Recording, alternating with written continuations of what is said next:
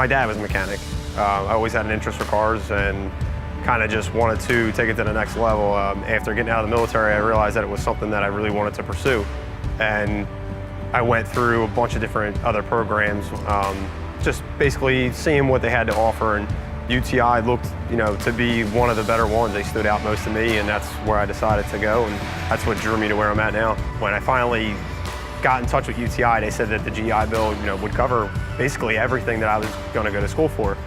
So that was where I wound up after the military. It just helped me transition very easily into, everything was financially paid for. I was going to be able to leave what it was that I was doing and start school almost instantly. It took about 2 months, and I was out of the job that I knew that I wasn't going to be doing for the rest of my life and into a career that I knew that I was going to follow.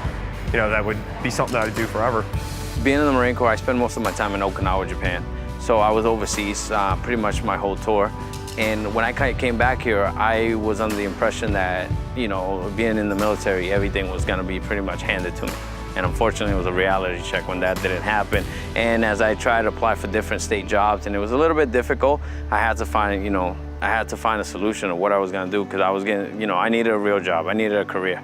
And at that point, UTI, came in, and from the day that I went in there to talk to admissions and everything, and before I know it, I was there, I was getting a job, I was graduating. So, it was a tough transition in between, getting out of the military till I got to UTI, to be honest with you. Once I got to UTI, I kind of got my stuff straight, and everything, I'm here now because of them.